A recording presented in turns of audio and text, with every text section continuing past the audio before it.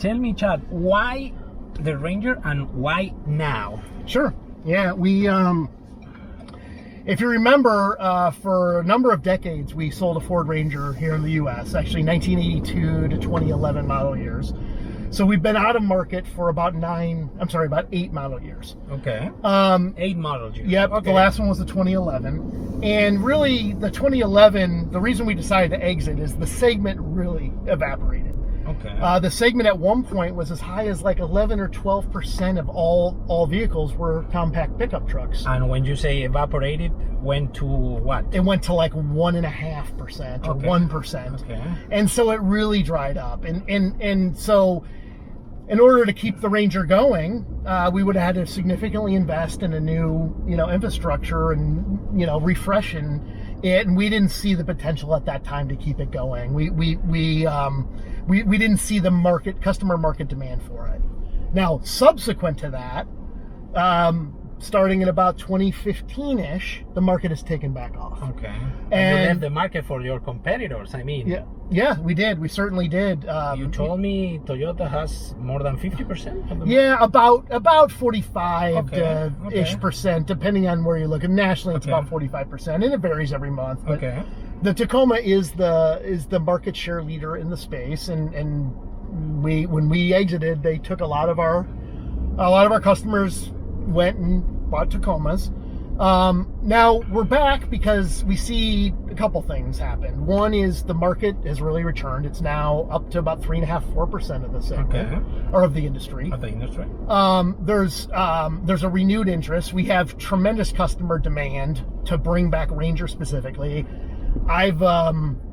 I can't go anywhere where somebody doesn't ask me to. What's going on with the Ranger? When are we bringing the Ranger back? This is before I could even. You have it in other countries. Yeah, we were in Australia, and we had a highly successful. We have a highly successful Ranger we sell around the world, just like you said. We're the number 2 midsize pickup globally, and we didn't even sell one pickup in the U.S. One Ranger in the U.S. until this year. Okay. A couple of things I wanted to talk about with Ranger. First and foremost, is Ranger is built for it.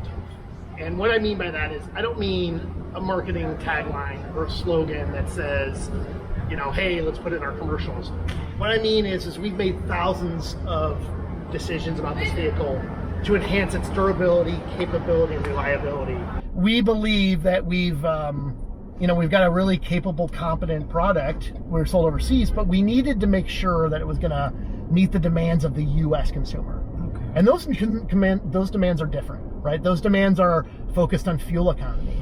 Those demands are focused on technology. Those demands are focused on safety. And so we had to do a lot to the vehicle to make it available for sale to meet our customer needs here in the U.S. Is going to be a different engine in the future, or that's it? So right now there is one engine. Okay. There are no, we haven't announced any plans for any other powertrains. But to be quite honest, it's the right engine. It's a 2.3 liter EcoBoost, and we pair that with a 10-speed automatic transmission, which is a segment exclusive. And an EcoBoost is obviously a turbocharged engine. So it's an engine that's going to get the best of both worlds. It's going to be very good from a fuel efficiency perspective. In fact, it's the most efficient mid-size pickup in the segment. Its EPA estimated fuel economy is 26 on the highway, 24 combined for a 4x2. That's pretty strong in the mid-size pickup market. Okay. And then it also gets a bunch of capability, right? It's got 270 horsepower. It's got 310 foot-pound of torque. It can tow up to 7,500 pounds. And it's got a payload capacity of up to 1,860. You say how many pounds for towing? 7,500. Okay. And 1,860 payload. It ranges from 1,560 to 1,860. Okay. As you say previously, it's for adventure, but also for hard work if you want. Yeah. You don't need a full-size truck. First and foremost, this is a frame-mounted steel bumper. No one else has this in the segment. Everyone else is rocking plastic fascias. So not only is that tougher looking, but it's more than just the sizzle. It's actually more capable, right? You can hit things with this that you wouldn't be able to with the plastic fascia without cracking it. Also makes it a little bit more flexible. This will be a vehicle that will be heavily modified in the aftermarket space, upfitters and the like. So they can take out and swap out the bumper and put a different one on. So some of those feature capabilities are important to our customers. Tell me about the new clients that are coming back to Ford thanks to the Ranger. Yeah, so what we're seeing is, sure, we're getting our fair share of Ford loyalists and those. It's a couple of months on the market. Yeah, it's been on the market for a couple months. So we're getting people who have had pent up demand for Ranger, and demand's been really high. We're also conquesting from some of our key competitors, both their mid-size derivatives, but we're also seeing shift out of other segments. So we're seeing things like former SUV drivers or former car, Focus or Corolla or whatever. But we're all, so we're seeing that. We're seeing small SUVs, mid-size SUVs. We're even seeing like some of the more rugged off-road SUVs, like Wrangler and some of that kind of stuff coming over to us. So we're, the data is very small at this point. We only went on sale for a few months. What we did with Ranger is we said, we're going to do something different. We're going to put one powertrain for all, but it's the right powertrain. It's a 2.3 liter EcoBoost engine, which is Ford speak for turbocharged. And we pair that with an automatic 10-speed transmission, which is a segment exclusive. So to put a turbocharged 4-cylinder with a 10-speed transmission, the results are pretty impressive. What it does is it creates a vehicle that gets very high EPA estimated fuel economy, in this case 26 on the highway, which is the most fuel efficient midsize pickup in the segment. You get 24 combined. You do a 4x2, it's like 24 highway, 22 combined, so about 2 miles plus per gallon. That's about as many as 3 miles per gallon higher than some of the competitors. So it's a pretty sizable improvement or advantage. The other thing is you're not sacrificing capability, because this vehicle will get 270 horsepower, it'll get 310 pound-feet of torque, which is best in the class for a gas engine. You can tow up to 7,500 pounds on it. That's encroaching on full-size pickup space. And from a payload perspective, 1,860 pounds. So a lot of numbers, a lot of words there, but really what I'm trying to emphasize is it's a no-compromise solution. Really strong EPA estimated fuel economy, really strong capability. You're not picking. You got the Raptor already, no? You already presented the Raptor model for this. There will be no Raptor on the Ford Ranger. There's a Raptor on F-150, not on I Ranger. thought there was a Raptor for the Ranger. There is a Raptor that is sold on a Ranger in different markets. Okay, but not in US. Not in US. It's markets that don't have an F-150 Raptor. Okay, makes sense. Yeah, makes sense. I call it the Swiss Army knife of vehicles. It could be the daily driver for your commute. It could be the vehicle you take to a job site. It could be the vehicle you take away on the weekend to take your kids mountain biking. And so we did a couple things. One, we partnered with Yakima, who's one of the preeminent accessory companies, with all their rack systems, and worked with them early on to get that so they were compatible with our vehicles. So you can put tents, and you can put surfboard carriers and kayaks and all that stuff carried on the back of the Ranger. All those things with this Yakima deal can be rolled into the financing of your vehicle.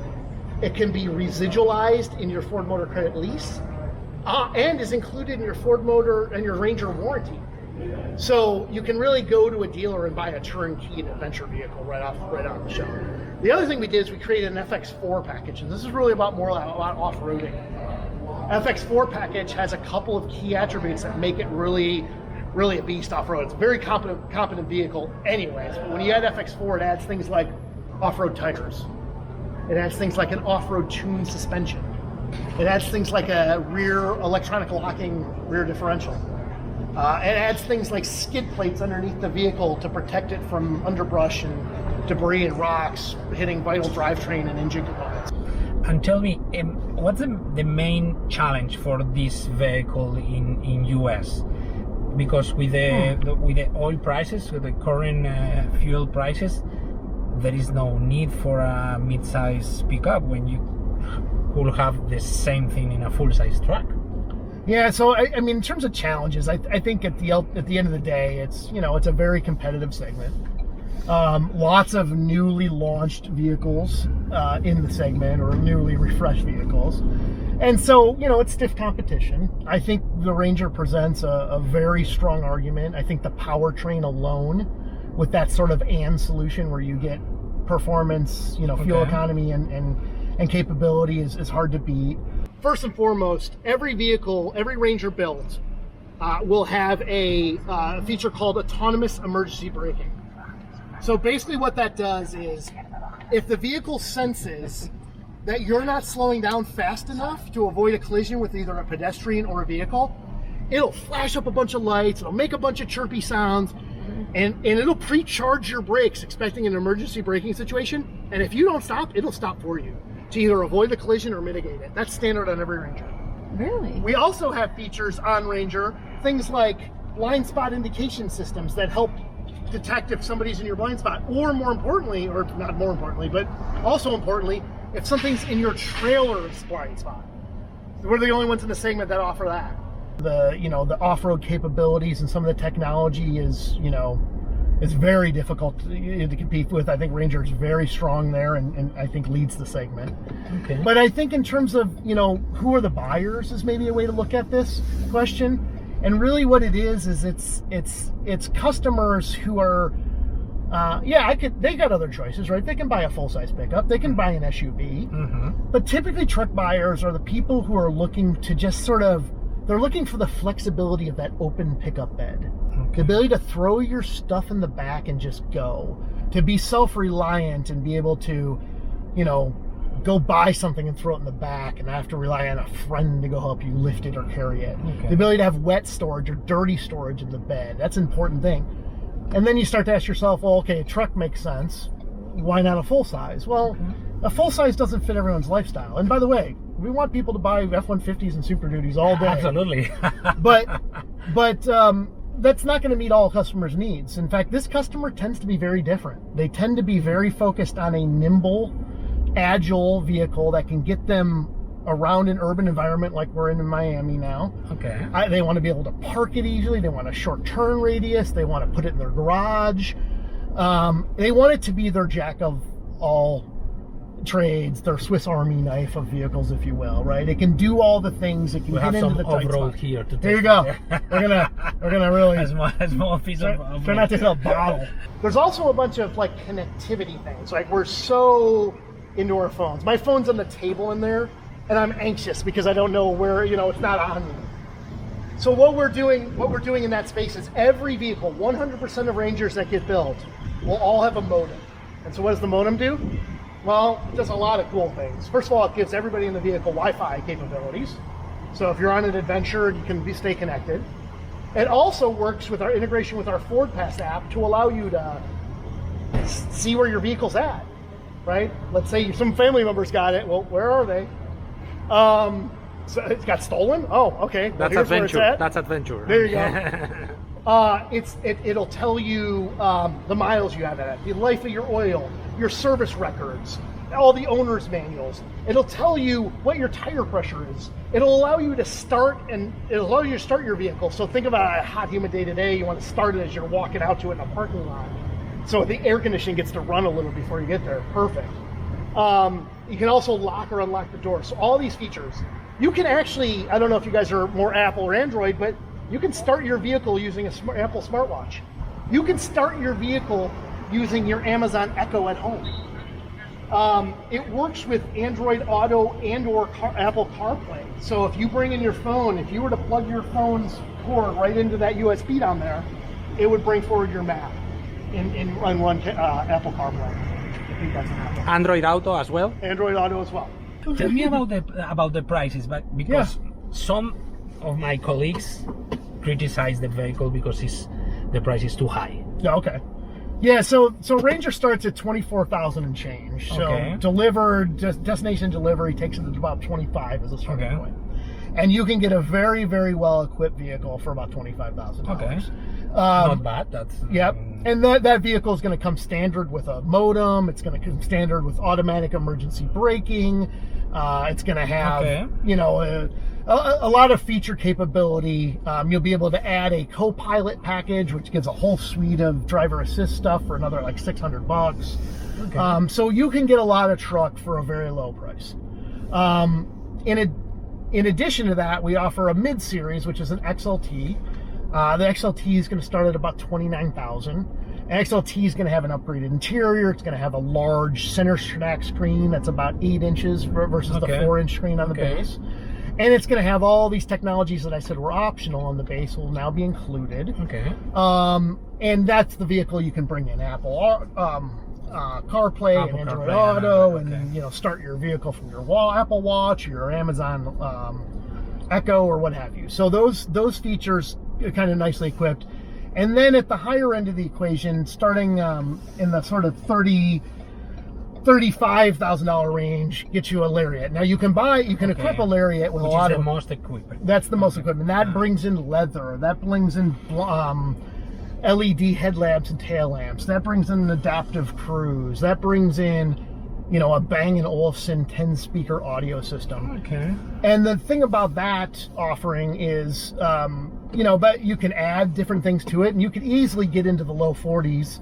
I think the vehicle we're sitting in now is pretty well. I think it's one of the top equipped vehicles you could get, and I think this one is about a $43,000 sticker. There's also a branded audio system from Bang & Olufsen, which is a 10-speaker. I think it's 570 watts, I want to say. Maybe it's 540. So it's a really powerful system with a subwoofer and 10 speakers. So, yeah, so there's some really good variety depending on your, you know, budget and the interest you have in features. You know, our vehicle price is pretty much aligned with what the other competitors in the segment are currently selling at. You know, the Chevy Colorados and the. To wrap up, because we know that you have a plane to catch to come back. You gotta stop me. I'll talk all day about Ranger. Why? I saw you were testing out the tailgate, and it's not dampened. So in other words, when you open it, it comes down fast and loud. And that is true. It's not a dampened tailgate. However, it is an aluminum tailgate, which means it's significantly lighter than a typical steel tailgate. So in a sense, you've got a lot easier load lifting up. So unlike some of the competitors who have dampened steel tailgates, which come down more smoothly, you're still lifting them up more up. So with the Ranger, you don't have that. It comes down fast, but it goes up very easily. Tell me, what is the main reason for a client to choose the Ranger? Why should I change my Tacoma? Yep. And buy this Ranger? So there's a lot of cursory examples, like I mentioned, with tech and, you know, the drive dynamics, the comfort, everything in the vehicle. All these things add up, right? The capabilities off-road. But to me, so it creates a well-rounded truck. But for me, the thing that takes you over the edge, the thing that says, I'll take a Ranger or a Tacoma, is this powertrain. Okay. That 2.3-liter EcoBoost with that 10-speed transmission is a game changer. The ability to get fuel economy and capability. And oh, by the way, I don't have to go upgrade my engine. I don't have to go buy the V6. Okay. I get that capability right from my turbocharged. All of them are all-wheel drive, right? What's it? You have. Oh, so no, we have a 4x2 and a 4x4. Okay. And then we also have a really cool off-road package called FX4, which is loaded with a bunch of off-road capability. Okay.